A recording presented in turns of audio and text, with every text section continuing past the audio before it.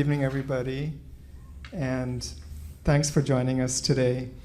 What an important topic, and I want to thank South Asia Institute, Shireen and Afzal, and my esteemed guests, Caroline Ng and Tatsu Aoki.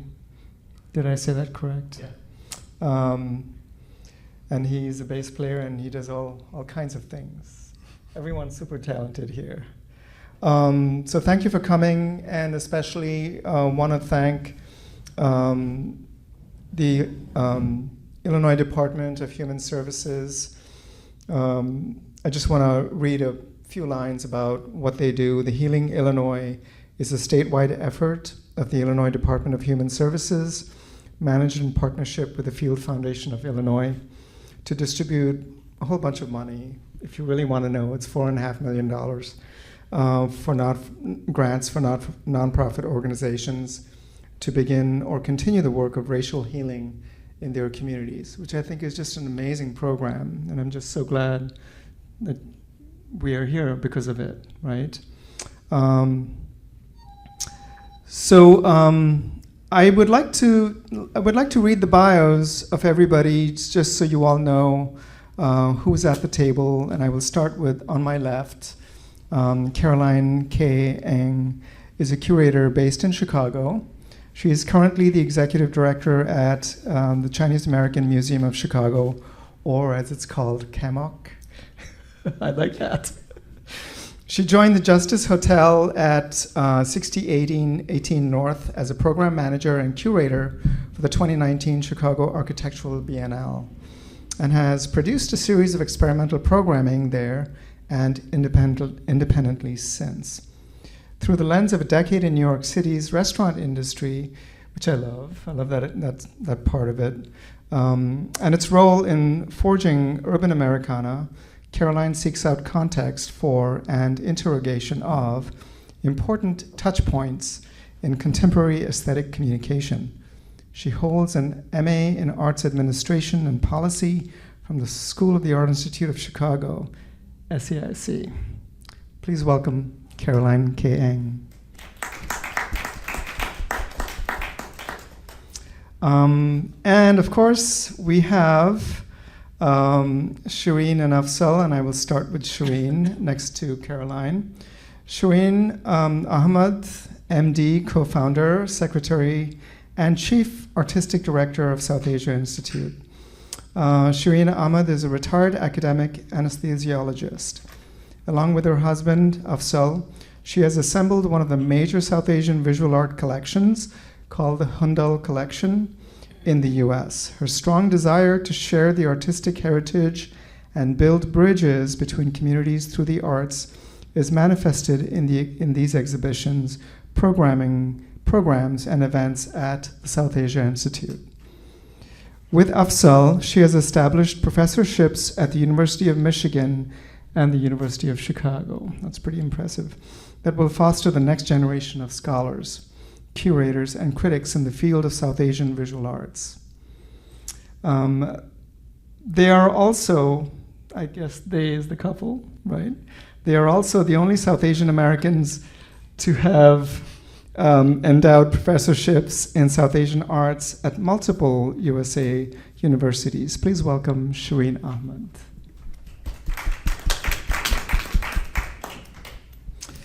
And then Afzal to Shireen's left, MD, Afzal Ahmad, MD, co-founder, president and chief executive of South Asia Institute. He recently retired from his highly successful ophthalmology practice based in Chicago. Afzal is known for his numerous local and international philanthropic endeavors and his extensive collection of South Asian art. His desire to cultivate the arts and culture of the region prompted him to establish the South Asia Institute together with Shireen. Afzal has also endowed professorships at the University of Michigan and the University of Chicago in order to promote education and research in South Asian visual arts.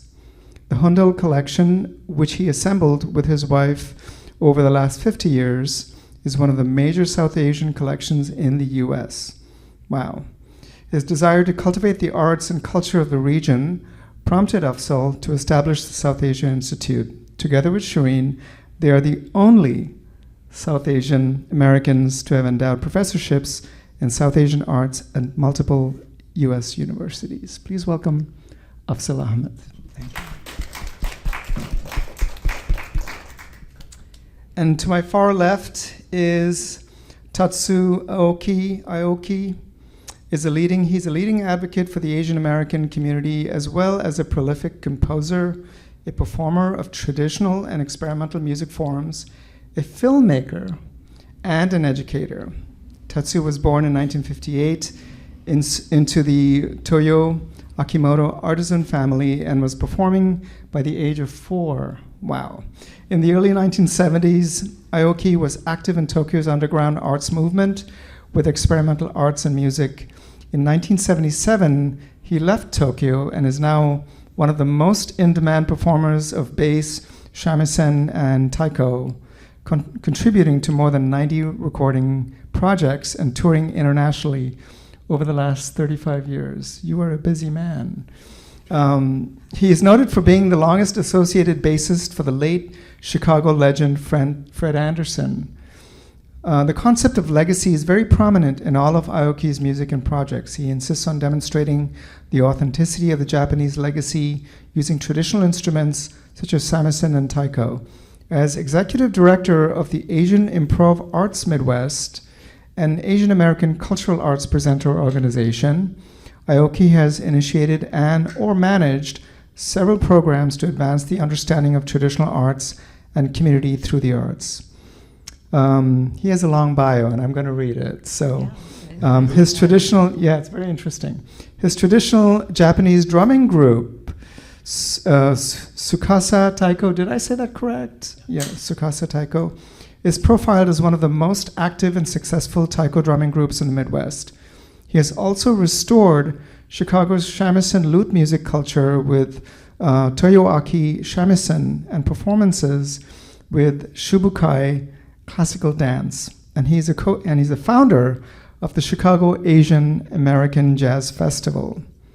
His accolades are many and diversified. Of note, 2001 Chicagoan of the Year, 2010 Cultural Achievement Award, 3 Arts Award in 2010 and 2015 Jazz Heroes Award, 2018 the George Award. In 2019, he received the Community Service Award from the Asian American Coalition of Chicago for his continued leadership and contribution to the community, and was awarded the 2020 United States Artist Fellowship for his work as a musician, composer, and educator. Please welcome Tatsu Aoki. Who gave you that bio? It's so long. I know, it's a great bio. Yeah. And I'm a fellow faculty member at the SAIC. And you are, I forgot to say that. So Yes, I'm in the it wasn't department. here. That's cool. And now do I get to introduce Ignatius? And as Ignatius just said, Afzal and I are the founders of the South Asia Institute, and we are really honored to have all of you here this evening to talk about this really important topic. And I'm so, I'll come close.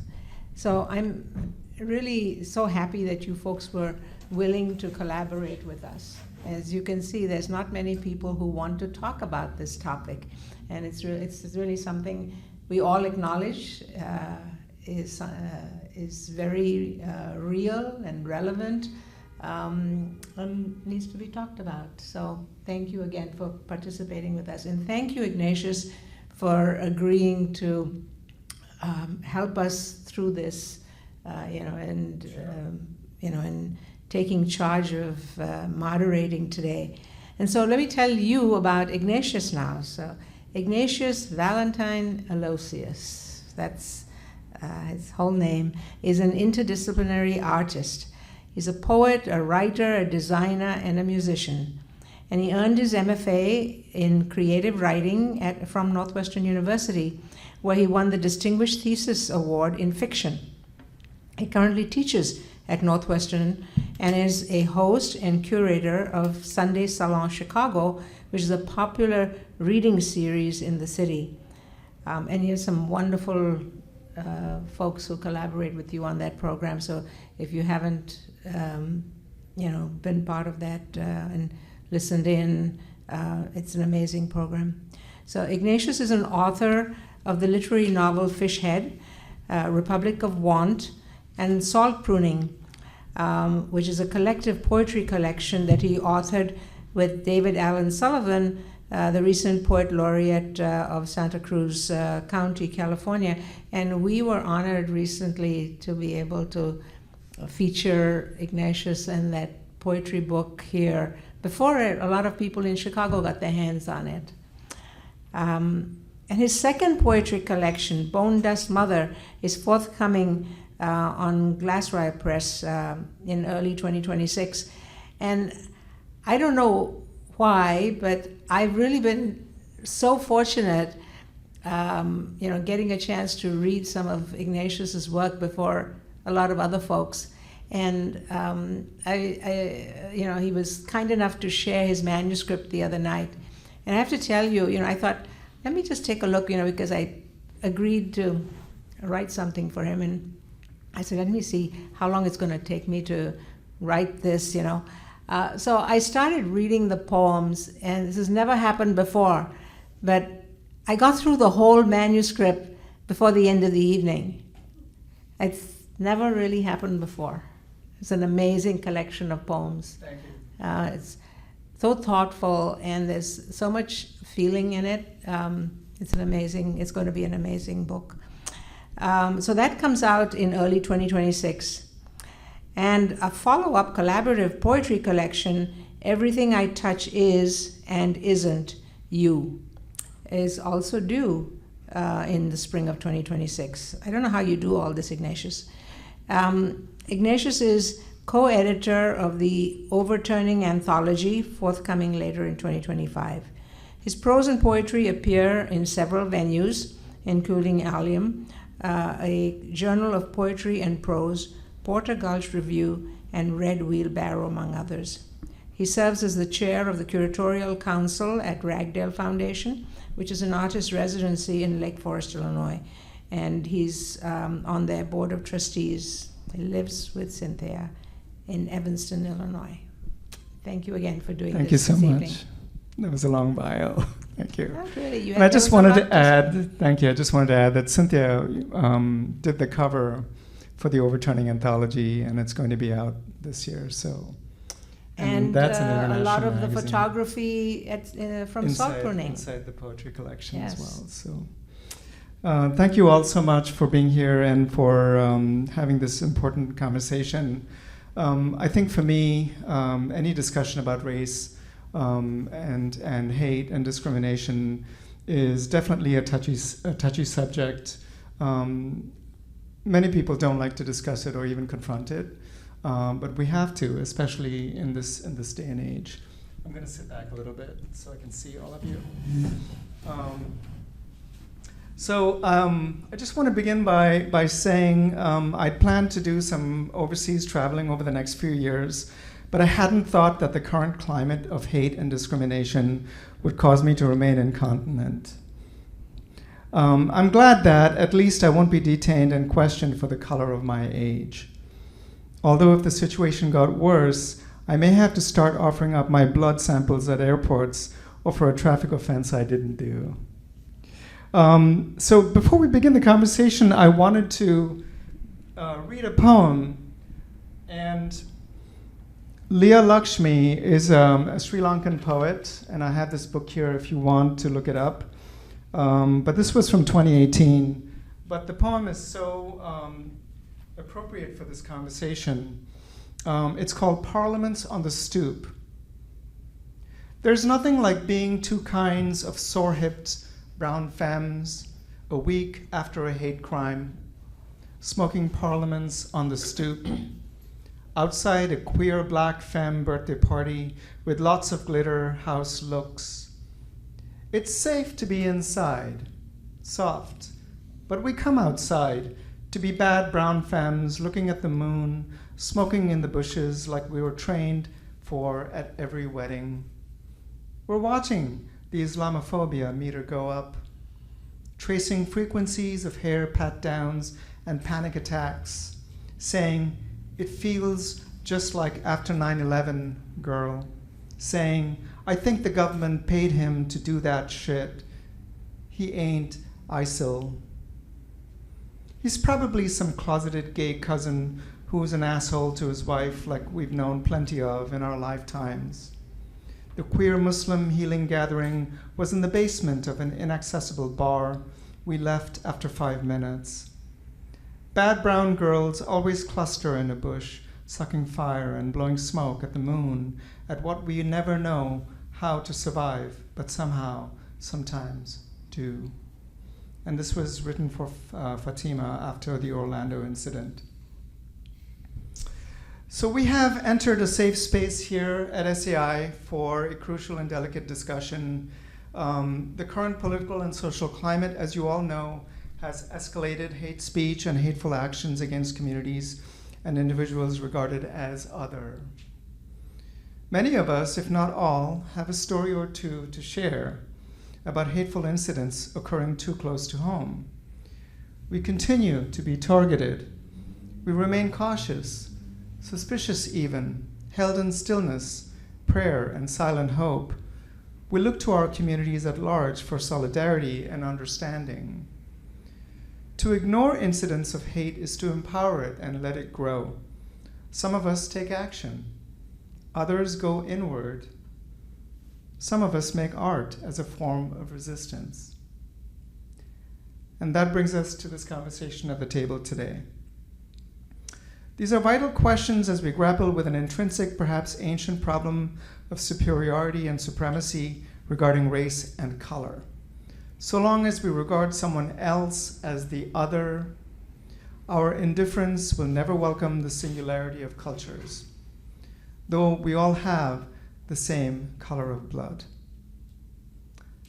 So hate can come in microbursts or macro statements and actions that are deliberate and intentional, sometimes as slips of the tongue. I want to turn to our panelists and ask you this question for the sake of context. How do we recognize hate speech and such actions? What are some forms and examples as viewed from your perches? Who wants to go first? So I'll ask the question again. How do we recognize hate speech and such actions? What are some forms and examples as viewed from your perches? I'll start off. I think that when we use the word hate, it sometimes overshadows some of the very subtle types of experiences that we as immigrants experience.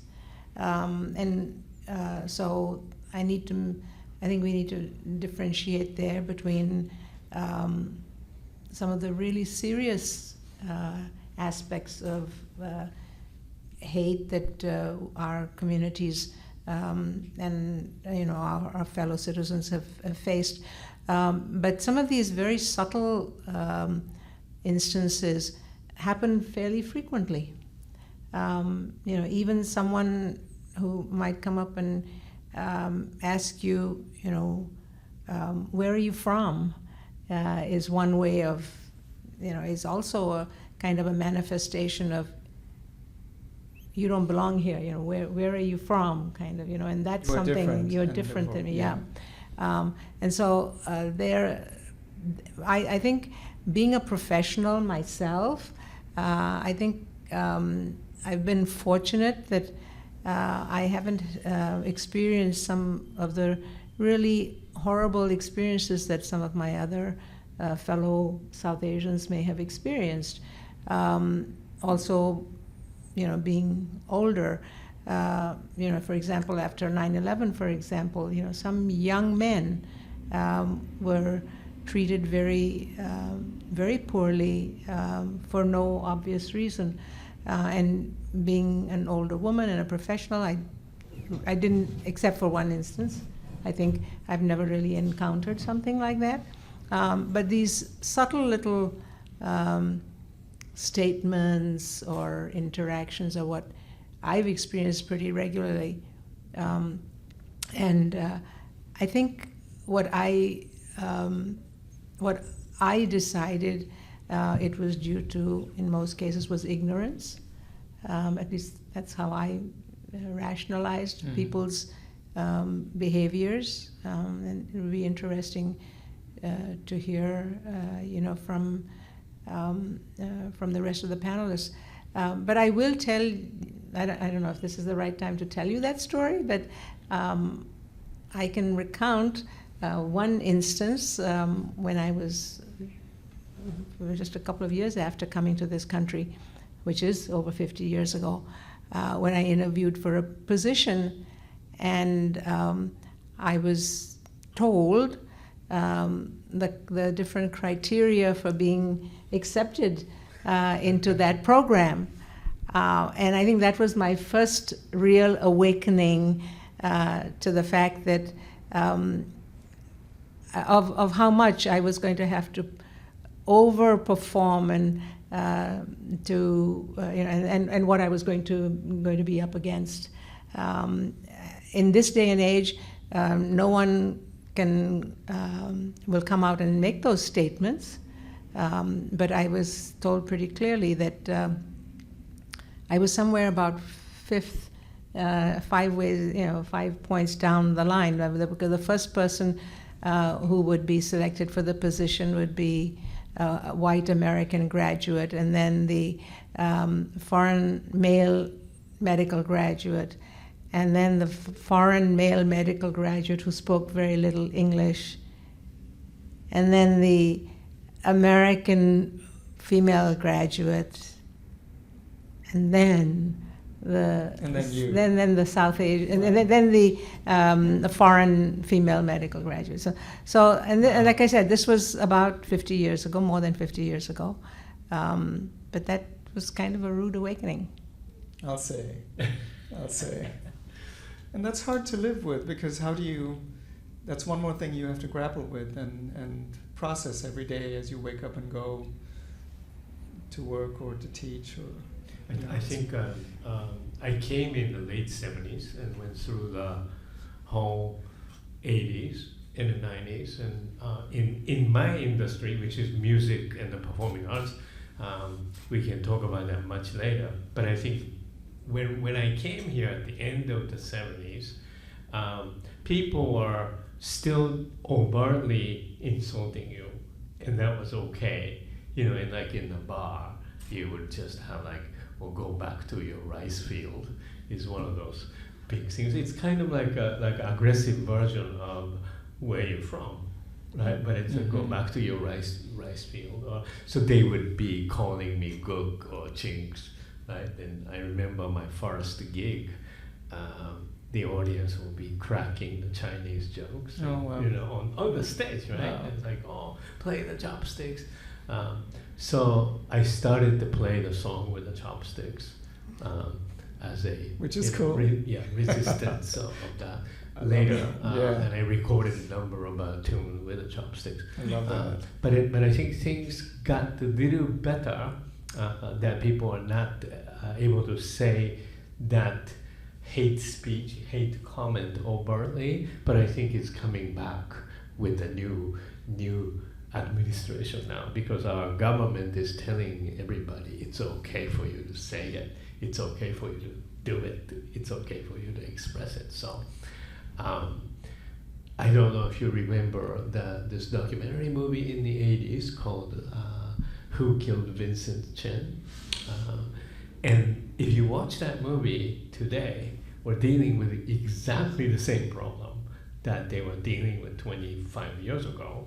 And it's probably worse now, I'm sure. Yeah. It's not because it seems to be legitimized. Yes, right? It's legit much to more be so able now. to say that you go home. Yeah. Yep. So we can talk. I think a lot of stuff comes indirectly now. So not necessarily. So what we suffer in the performing arts industry, industry, if you will, that is we don't use the word systemic racism anymore, but we are suffering with the systemic validation system. Mm-hmm. And this is very close to systemic racism, but it's a validation process. And that is the form of putting you down. So you don't have a same position as the others. And that's usually the first step. Yeah. First step to create the inequality. Right. Because then how do you fight that? Yeah, people will realize that in the faculty positioning and company positioning. Mm. How fast are you going to be promoted into certain levels, and you begin to realize, wow, why would we have to take so long to be certain places, right? And you have to perform 300%. That's right. So does anybody, Afzal Yeah, or Caroline, do you want to take? Yeah, what I would like to say is that the reaction of the other people towards us is out of ignorance. And there are good people and bad people in every race. And I see a lot of goodness in white American races and people I've interacted with. I was a physician, I had a private practice, and people came to me out of wanting certain things out of me as my position as a medical practitioner. So I didn't face as much racism as most of you have because, I held some kind of a power over my patients in the sense. So I think I escaped some of that thing because people were very nice to me. They would bring all kinds of stuff and all that. But I focused on, I felt racism when I started doing my work as a nonprofit in different categories. And one of the categories I distinctly remember is we were building a religious mosque in one of the suburbs in Chicago area. And people were having hard time building that mosque because there was a lot of opposition. And also, we had bought the land. It was almost 18 acres, and it was remaining the same way for a long time, and I would say about 15 years, and nobody was able to build a mosque in there. So what I did was I collected everybody together, and the people in the community asked me to join them, and I changed the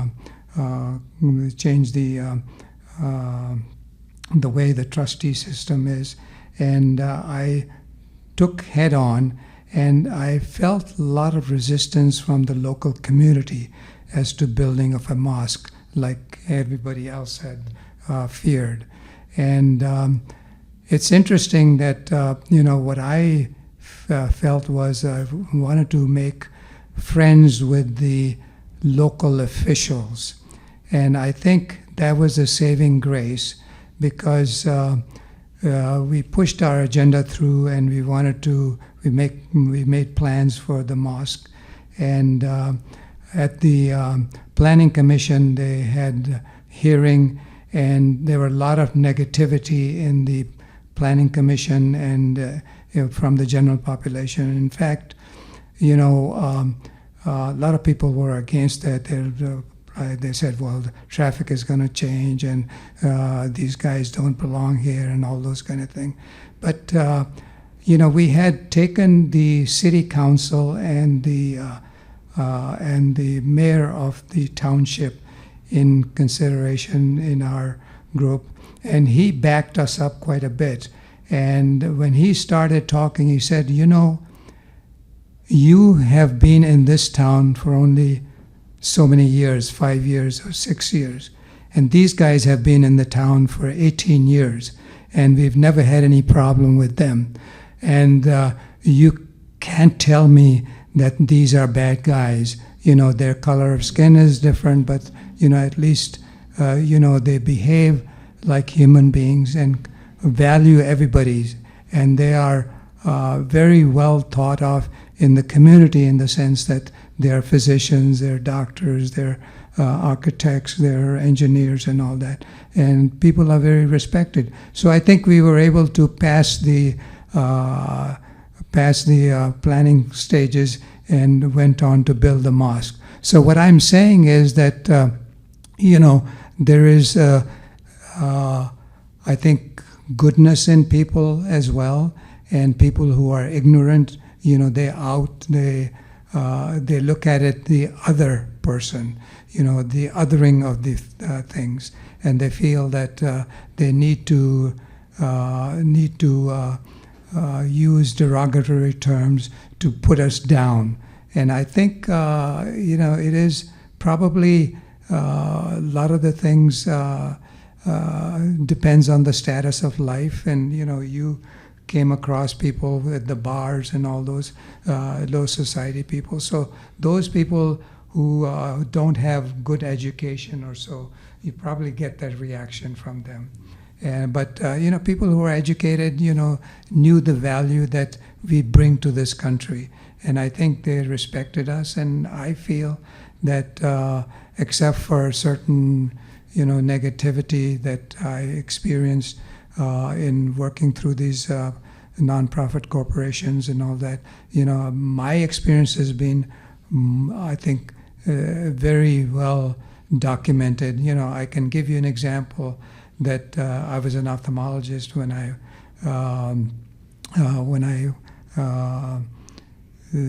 went to Harvard Medical School, and at that time I wouldn't have, nobody with my color of skin would have been taken at Harvard Medical School. It was unusual for somebody like me. What they saw in me, is God only knows.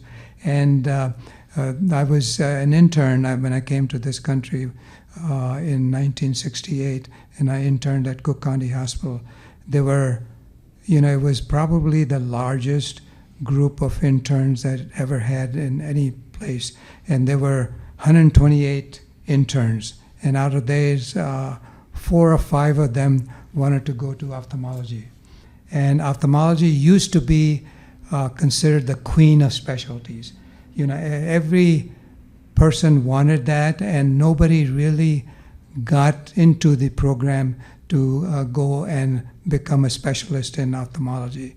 And so I was lucky in the sense that out of the 4 or 5 people who wanted to be ophthalmologists in 1968, in the class of 128, and at Cook County Hospital, and I was the only one who didn't have to wait to get into ophthalmology program.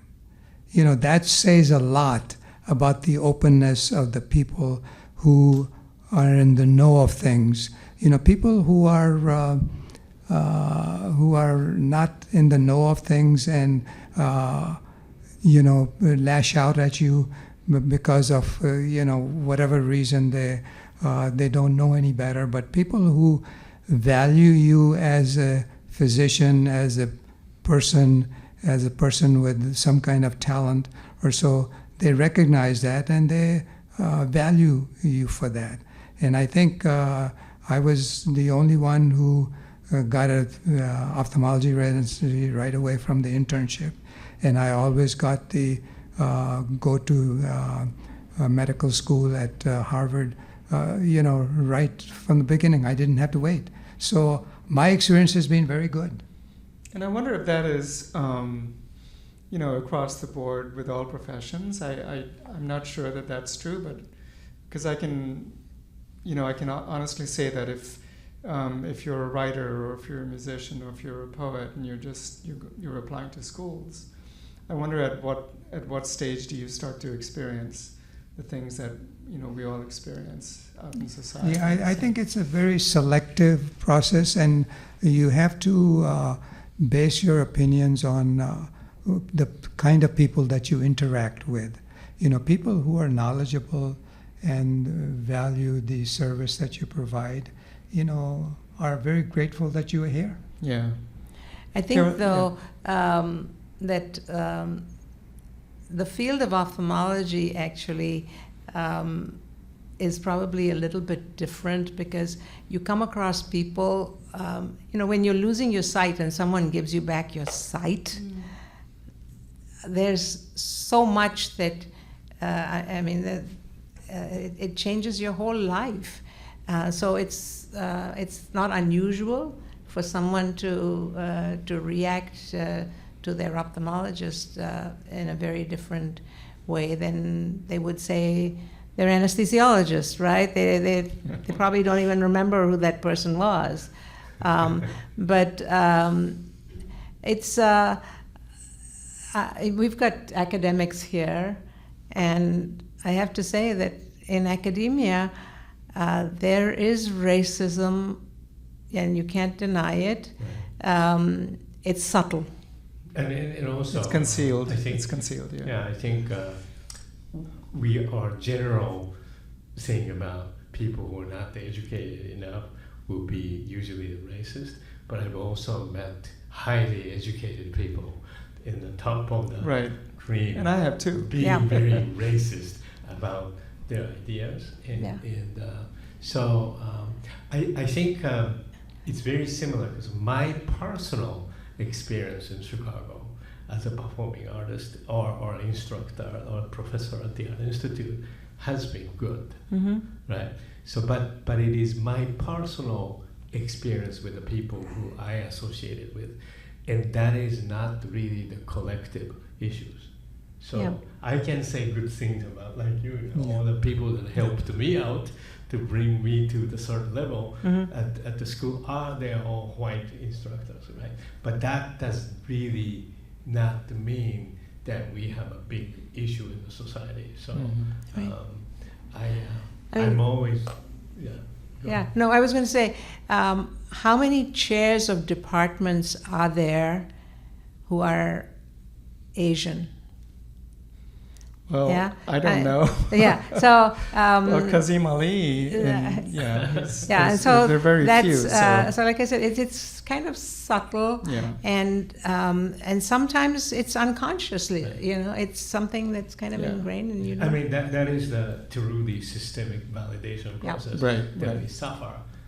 We finally realize how long does all of us at the school to become a professor versus someone that came in from some other state, then you see the rate of the promotion, and you can see, if you're there for 20 years, you can actually visually see this difference between the speed of the difference. And how it happens. So Caroline, as ED of CAMOC, do you want to add something to this conversation about your own experience running as an ED and outside it? What are your thoughts on that? It's really interesting to hear everybody's story. It's a really big topic, so it is a big topic. And everyone's background is really different. I am not an academic, and my way, I suppose, of coming back to grad school and then now at the museum is actually, it was a big surprise to me, and I think I don't even know where to begin with it. Well, I think let me help the conversation a little bit. I feel that from reading your bio and understanding how you spent all those years working in the restaurant and the hospitality industry, you probably saw a different kind of discrimination and experience of that, right? Yes, definitely. And then it changes.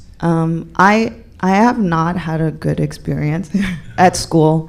I actually took 7 years to finish undergrad, and it wasn't because I took a break. It was because I failed a lot of classes.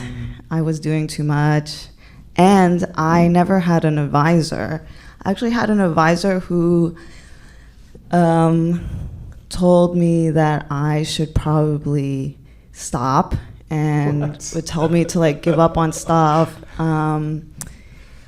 I went to like ask about a financial aid package one time, and they told me just to borrow more student loans. So I guess I don't really know where to begin. I think partly maybe you don't really notice it. I think I was born in New York, and I grew up in Brooklyn and Chinatown, Lower East Side. And my parents came in the late 70s. They met in New York. And, well, we came from a working class family. So we had no idea. They didn't know. And I think the things that they experienced were maybe really dramatic.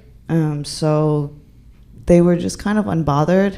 I only found out about some of the things later as an adult.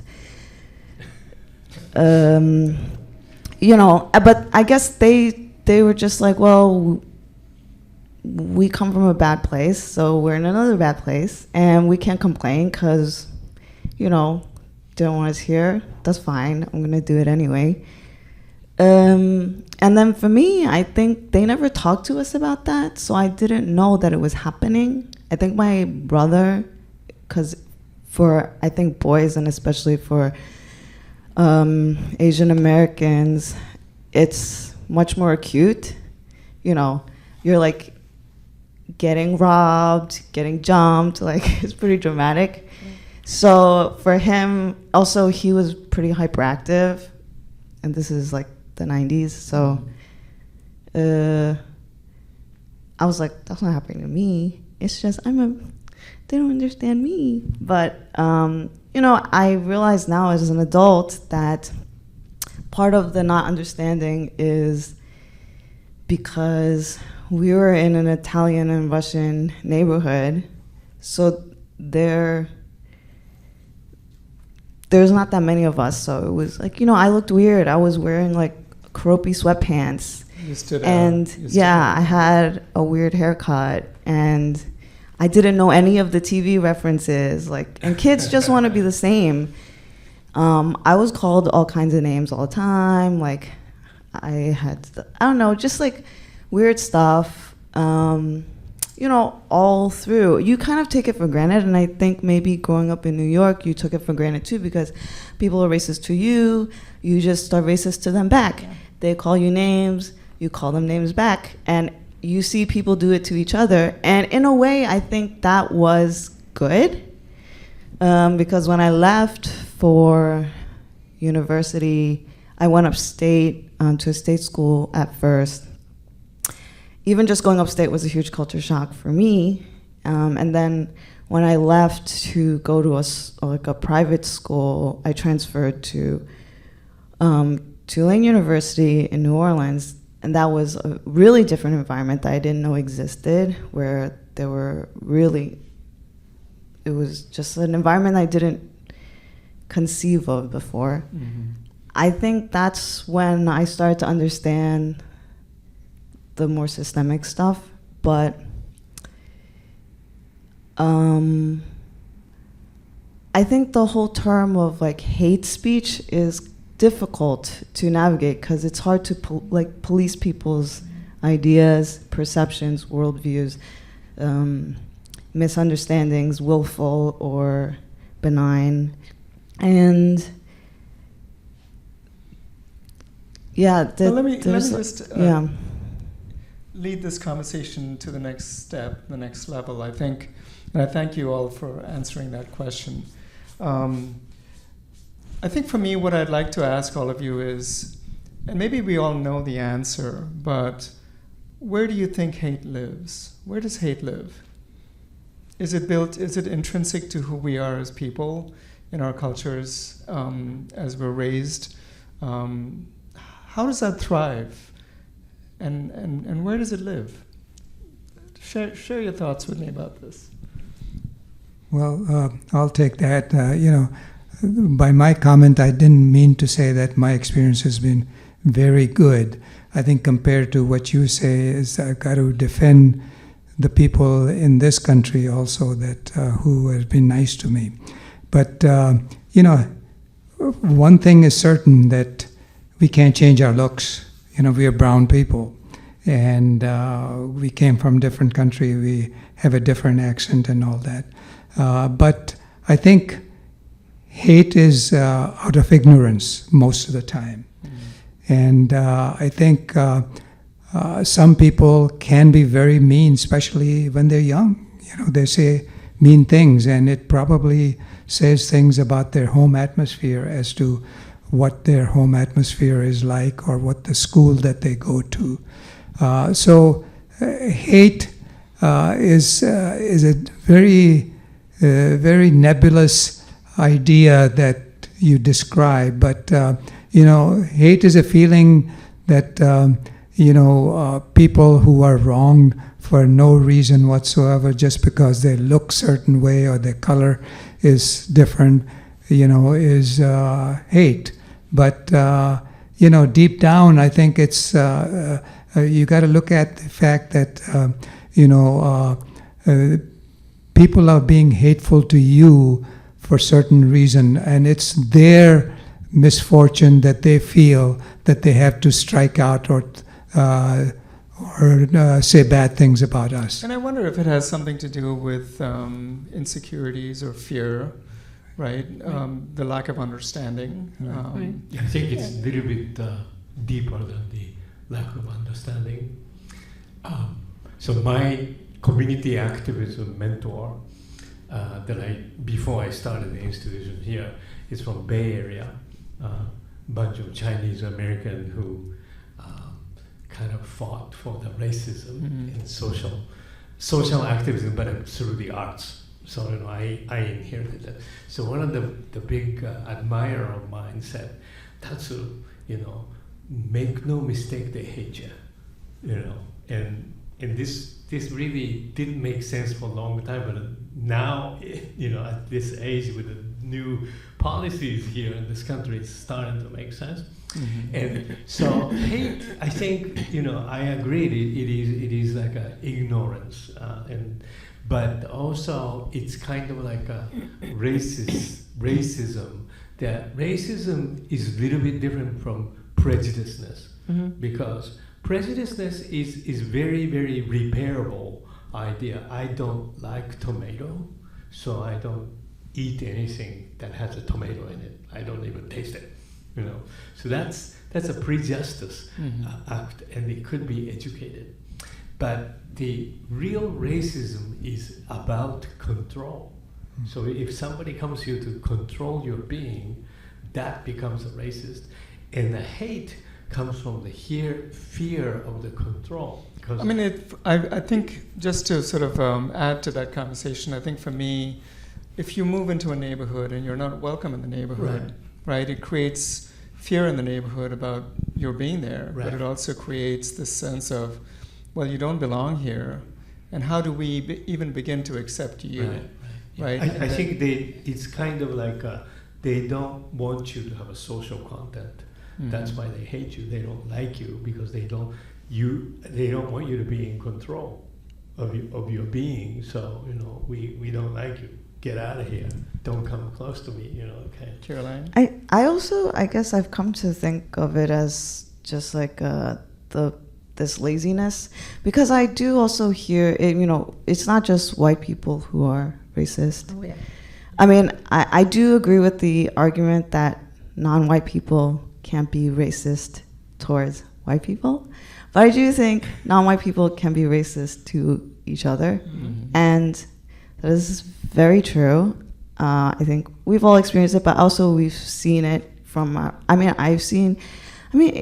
Asian people are very racist to everybody, including other Asians.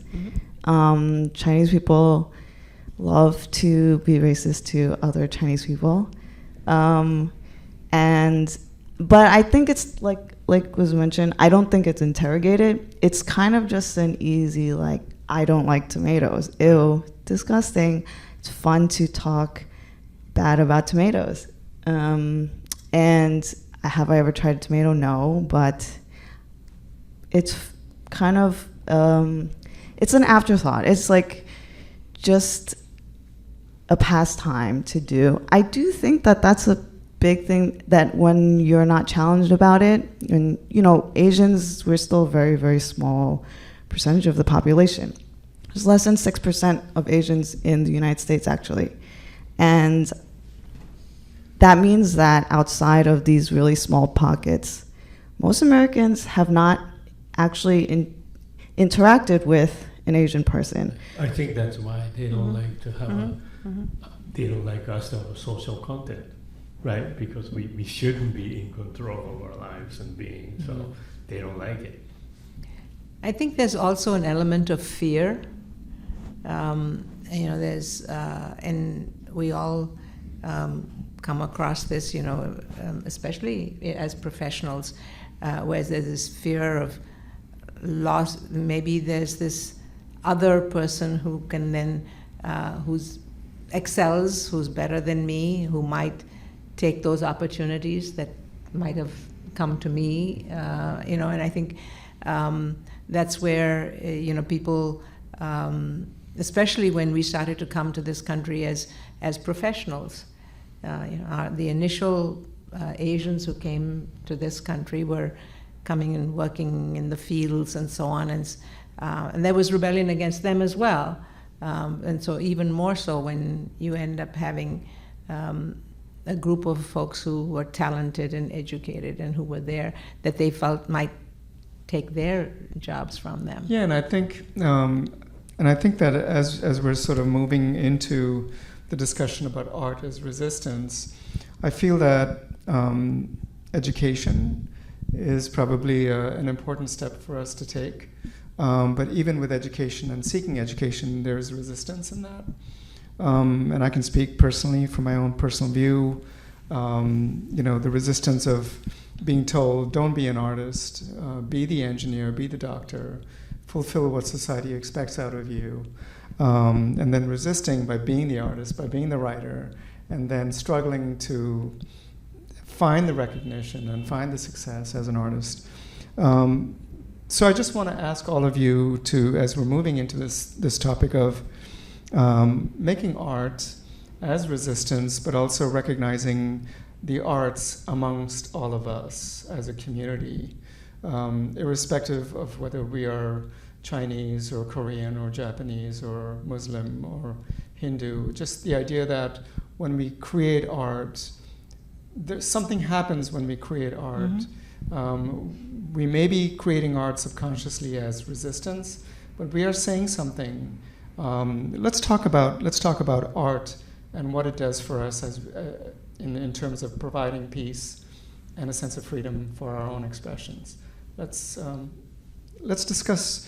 Do you think that art fights censorship in some way, and how it can do that? I want to talk a little bit about how art, and for us here at South Asia Institute especially, as Afzal said, a lot of the what we recognize as racism stems from ignorance, and I really think we also have a role to play there. That we haven't tackled that ignorance. We haven't done our share of going out there and letting people know who we really are. And I think what the arts, at least the way I look at it, what the arts have allowed us to do is to share that story about who we really are. And what it's allowed us to show, folks around us is how very similar we are. We do have little differences. We do have these little subtle differences. But we're really all one humanity, and we're all very similar. And that's one of the reasons why we've enjoyed our intercultural interactions here at South Asia Institute. And I think it's that element of storytelling where we tell our stories and we hear other people's stories, and whether it's through the visual arts or whether it's through music that the stories that you're telling, or what you're doing at your institution. I think to me that's what I find is so promising with the arts. I would never have been able to achieve that to this extent in my professional life.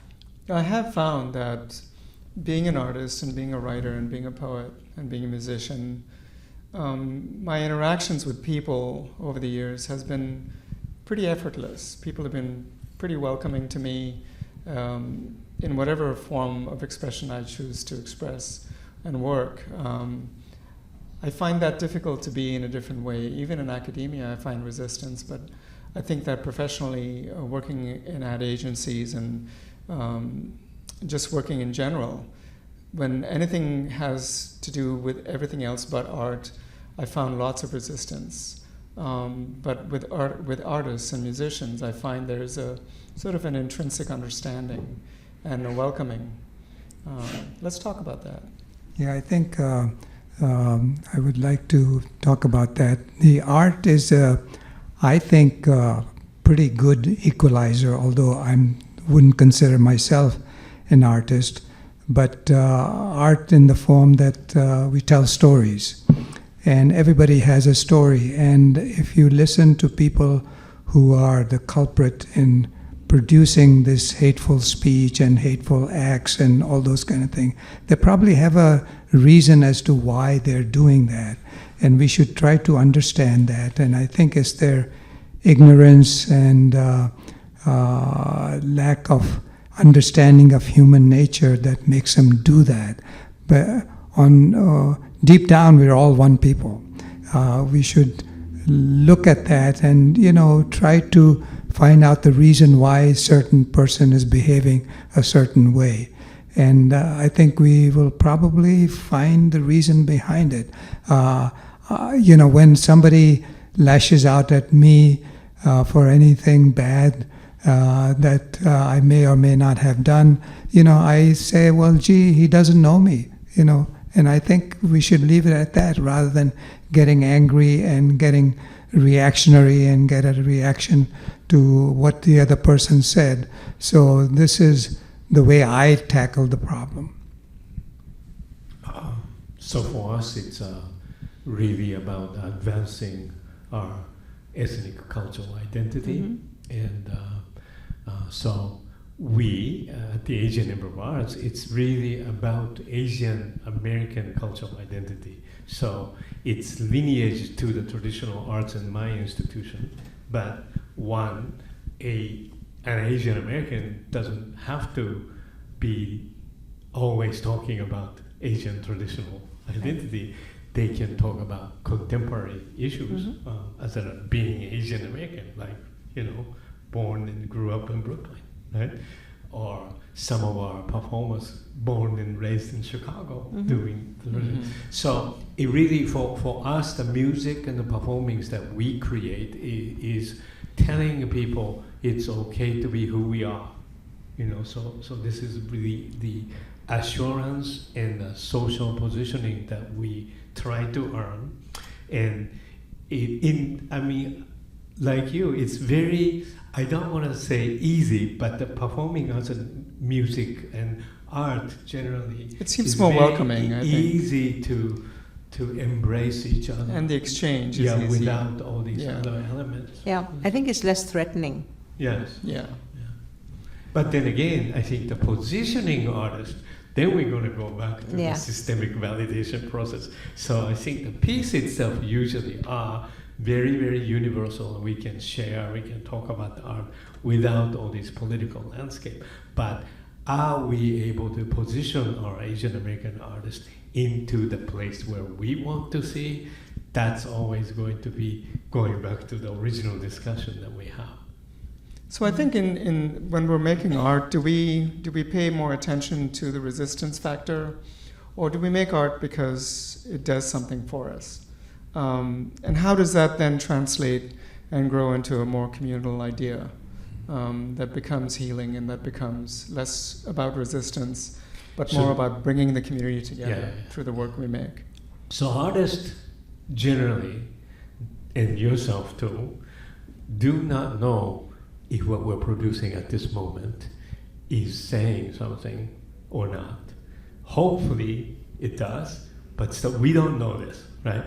But what's important about that is this, it's like a science project. The history is going to talk about this, because if you leave 100 poetry, somebody else 60 years from now gonna bump into your poetry, and if it does something, that's when the effect takes place. So we're kind of producing the art as a resistance, but the value of the art, we don't really think about it at this moment. I think we just keep producing We're just making art. it. Right? We just keep making it. Then hopefully it's going to change people's mind. And I'm saying this because I'm at the age where other institutions are doing archival work of my work that's produced 50 years ago. Is that right? So then I feel good about, okay, well, I probably did something really good back then. Right? And I think everything that we make today, that has kind of a value to it for the future use. So we just have to produce something good. Just keep making art. Right. Yeah. And not worry about how it's received. Right. Well, we don't know that. We don't know that. Yeah. So I think as a poet, I just want to sort of make it more current. My own struggles as a writer, receiving rejections that come in constantly, and not understanding how to manage the rejections, and subliminally entertaining the idea that somebody out there hates me, and not realizing that maybe they don't understand the work I'm creating. But this is my human nature, and not understanding that I need to put that aside, but struggling with the idea that I need to put that aside and making it more personal, right? Because I realize that the value of what I make, and not everything I make is golden, but I would like to believe that, but it's not always true, right? So I want to just talk about empathy and awareness in art, and why that is important for us as we make art and as we honor artists and musicians and dancers, the arts community in general. My work at Ragdale, DEI is at the core of the conversation that we have at Ragdale. We've had tense moments in this discussion about how much DEI should be a part of it, and now we're seeing the NEA also pull funds for organizations that are fostering diversity and inclusion more actively. So I want to talk a little bit about what your ideas are for how we can bring the communities together. I mean, Afzal and Shireen, you are doing this, and you're doing this with the museum as well. Are you doing this more consciously in terms of what's happening and bringing it out to the communities, or is this something that is just happening subconsciously in your environment? I would say that we consciously seek out other communities and engaging other communities. It's something that's part of our mission. It always has been. Mm-hmm. We've always said that we want to build these bridges so that people understand us better. Mm-hmm. We owe it to the generations to come. We may have lived through certain experiences, but as you said, we are South Asian Americans, we are Asian Americans, we're here to stay, like it or not, this is who we are, and this is our story. And we really consciously try very hard to get that message across. That's good. Caroline? I think for me, I'm not an artist anymore. I'm a curator. I also am not so good at the empathy stuff in terms of, I guess I sometimes think it's good to be driven by your rage, and I'd have to agree. Yeah. But I guess what I mean is I think about this now because I think a lot of times when we have these conversations, we are having kind of the same conversation because it's kind of not gonna go away. And so we already know how it's gonna be and what it has been. And I guess the way I see it institutionally, before I became the ED at CAMIC, we're very much about institutional critique, which I felt like was my responsibility, because that's where the power is. But now I am leading an institution, and so for me to keep doing institutional critique is a bit of a waste. It's a bit disingenuous, and I think now it's thinking about, as the institution, What else can you do? What are you supposed to do with the institution in order to... With that kind of power. Yes, and how do you leverage that, even though we're a really teeny tiny peanut, but it still is, it has leverage in a way that an individual artist or the community around us and certain nonprofits do not have. And also, I think that, we're situated in the community, in Chinatown. Our staff is, some of them are from the area, and same as our board, from the neighborhood. And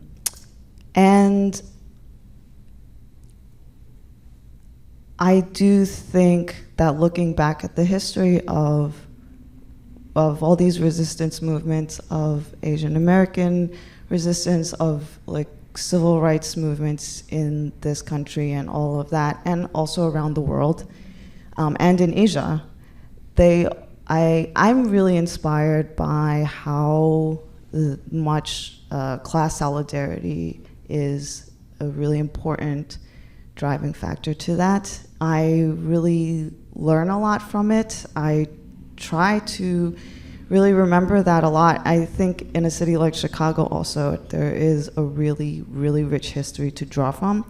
And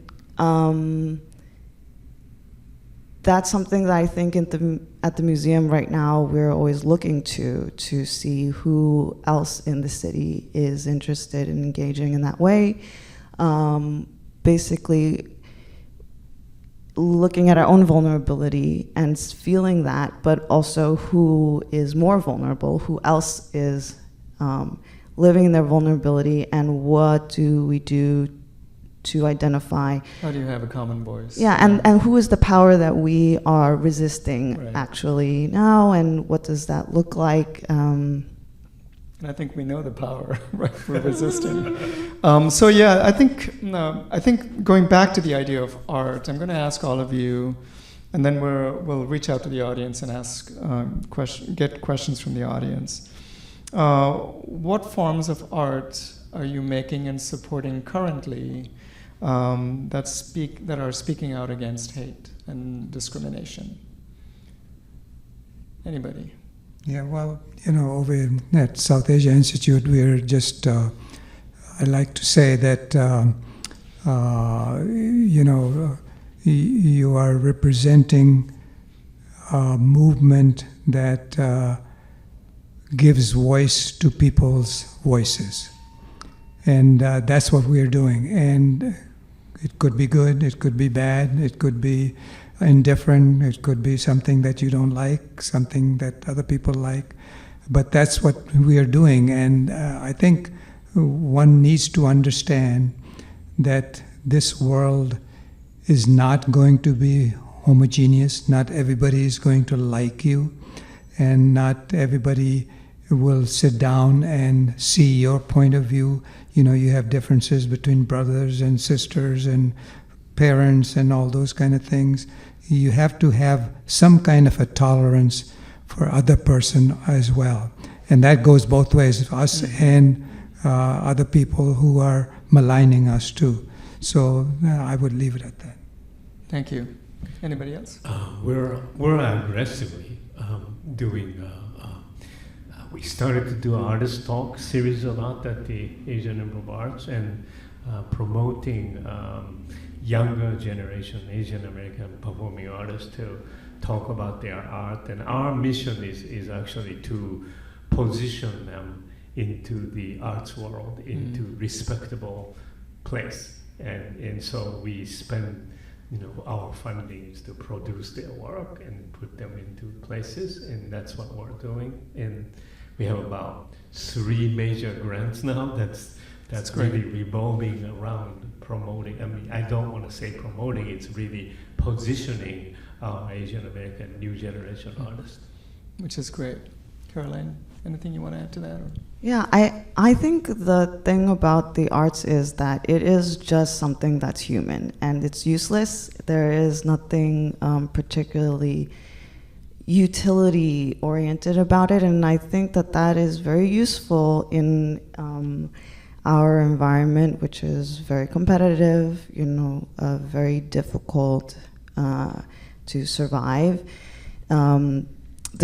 I think one of the critiques of this like technocratic state that we are kind of trying to resist is this whole push in the last 15 years for STEAM or STEM, and the lack of interest in even the math part of that, which is about thinking and about the theoretic parts of our world. And without the arts being valued is kind of like taking out the humanity of all of our institutions. And, you know, there's Grace Lee Boggs, the Detroit activist. She talks about like the goal of it is to make more human humans and more democratic institutions. And I think that that is something that is, you know, the art is the excuse to have the conversations and to sit across the table and to talk about the difficult things, and to have that practice is really for ourselves. Yeah, and at the museum, we are just trying to keep the space open so that those conversations can exist, that people can come and be there, and that people can discover that that part of themselves is, there's a place for that, and to connect with the other people in the city who are doing the same. Like, there's ways to discover that besides shopping. I will no longer do it.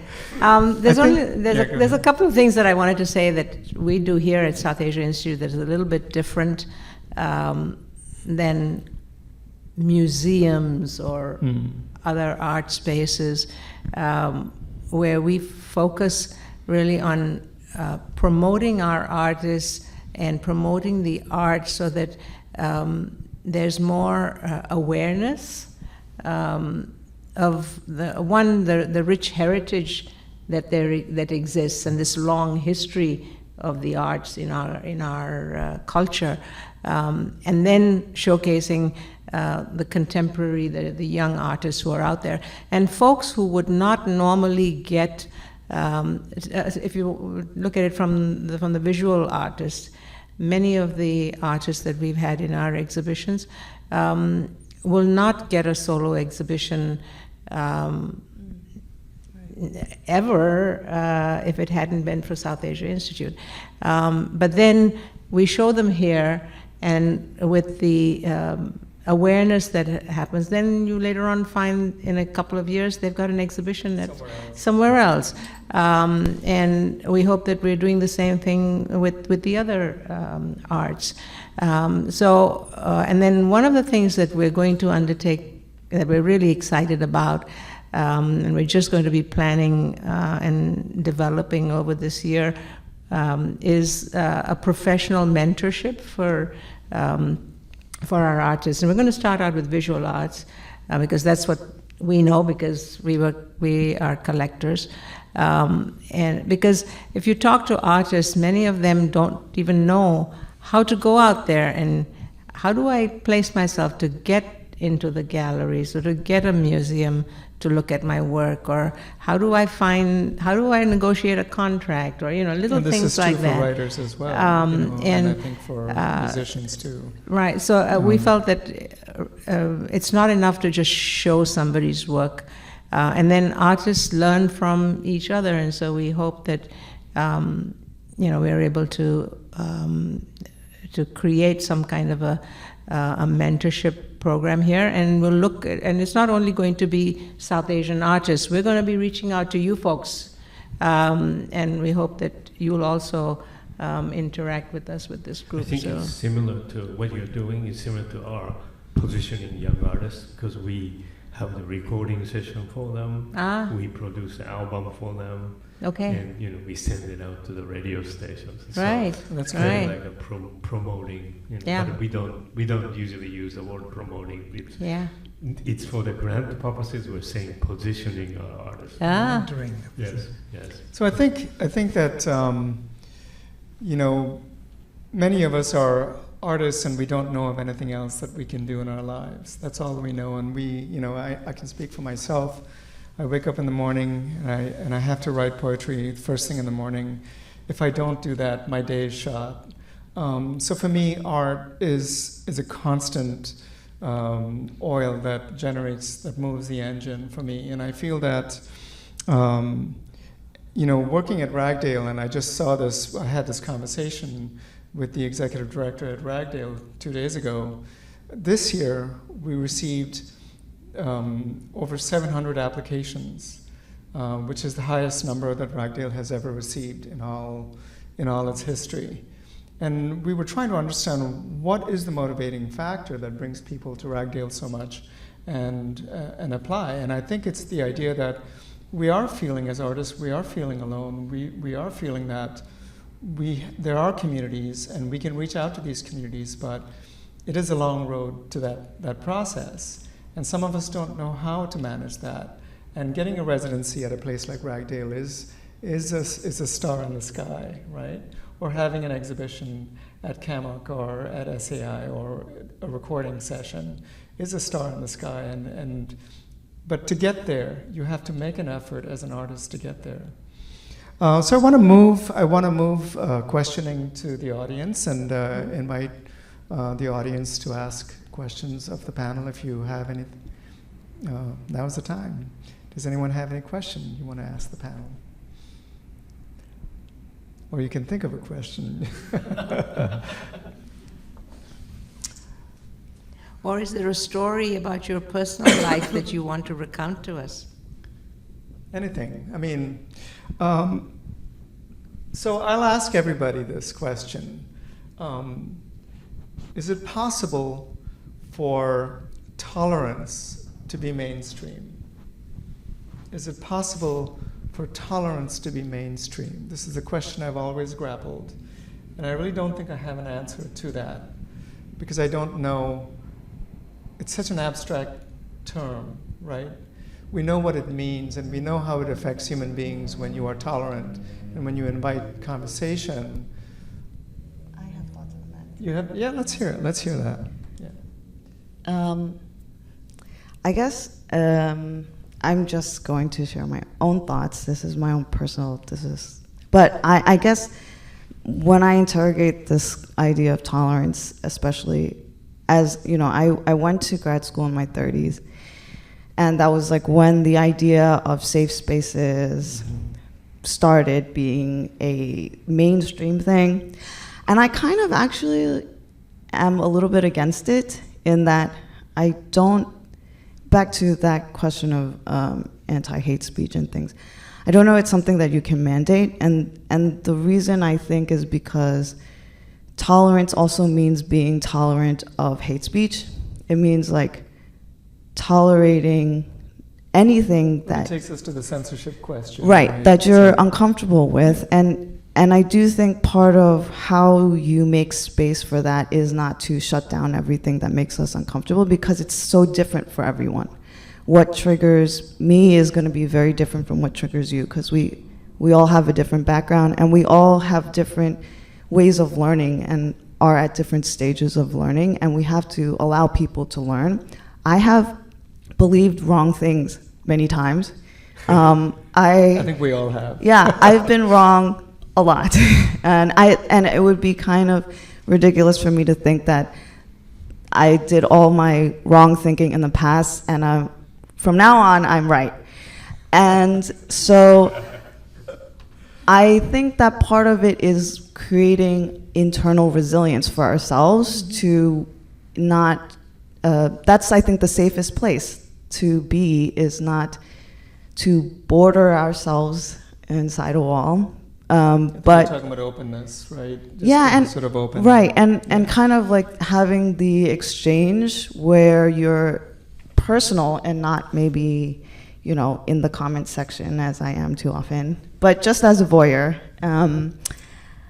And in creating a safe space, you know, you have to like have a way to mutually agree to figure out how to do that one at a time, and maybe expand how strong we feel we can accept our level of discomfort and grow our own level of discomfort to be able to fight and engage in difficult experiences.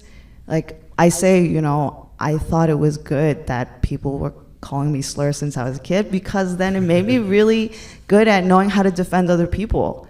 I could tear you down like really good if you come for my friend with any kind of foolishness, because I've been practicing since I was a kid. And so I think that is, we all have areas in our lives where we feel that, where we know that we have that resilience and resistance. And I do think maybe as a society and as a community, that's something that we can apply to that impulse. Yeah, I think for me, you know, when I look at this, and I just want to share this with everybody, I received in the mail from the Southern Poverty Law Center this little map of 2023 from 2023 active hate and anti-government groups. And there are 835 anti-government groups nationally and 595 hate groups nationally. And, you know, we talk about tolerance, and it makes me think about, you know, do I really, as a human being, do I want to make space for that kind of tolerance? I don't have time to deal with hate groups, but I have to confront it, right? And you're welcome to take a photograph of this if you like and just have it with you. I'll have it on the table here for everybody.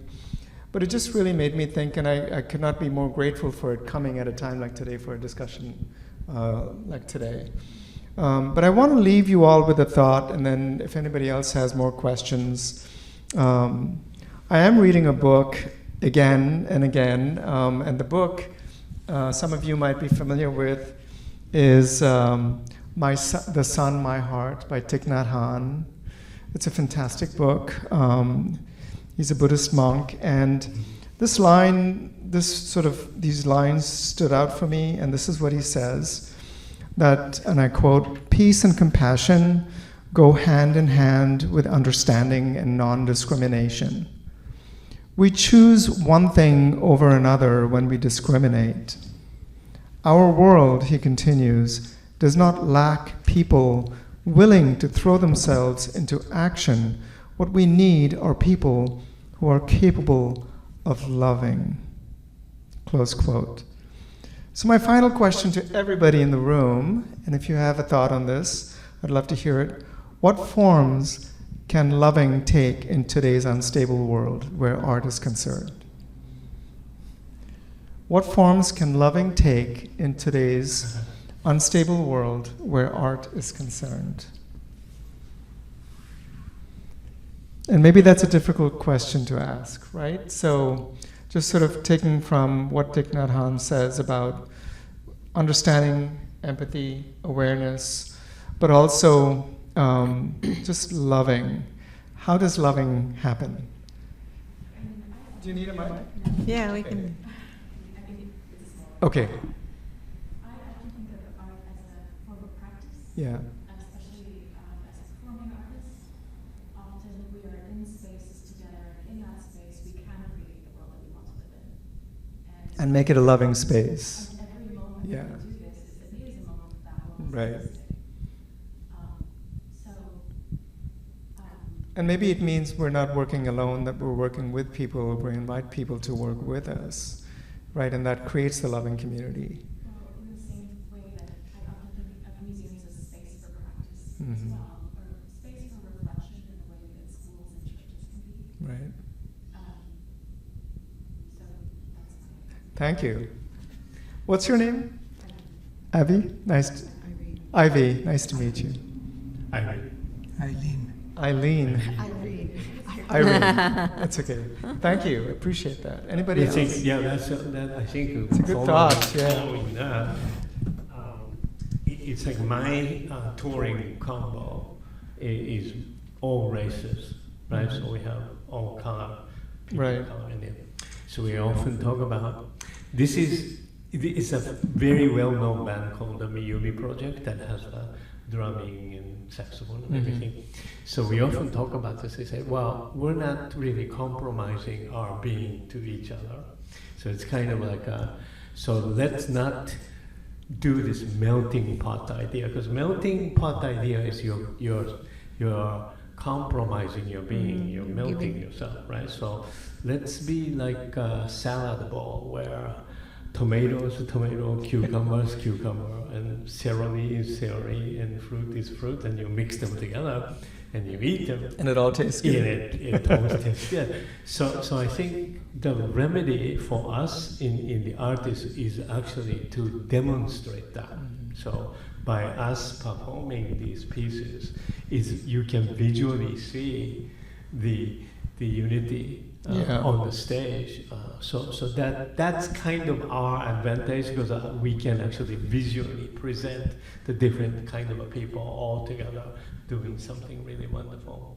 Making good work. Yeah. And that goes back to something that we've done. We haven't done nearly as many programs as we would have liked to, where we've had other cultures. We've done this with the Korean American Museum, and we've done this with the Mexican Museum.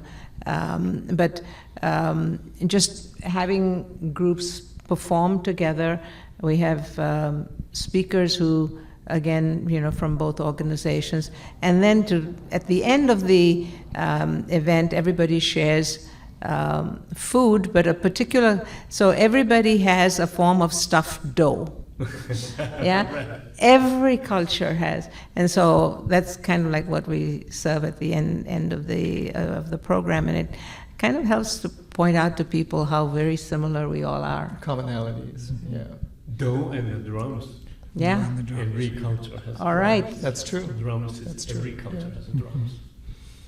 Well, thank you, my panelists. Thank you, Caroline, Shireen, Afzal, Tatsu, and thank you all of you for coming. This is just a wonderful night. Thank you for being a part of it. It's really special to me, and looking forward to more in the future. So let's give a round of applause for our... Yeah. And thank you, Ignatius, for being our moderator and keeping the conversation interesting, really. It was fun. We It was really great. appreciate Thank it. you. Yes, and thank you both We have more for food, agreeing more to pizza, collaborate. we have more drinks. Pizza and soda, we'll bring out.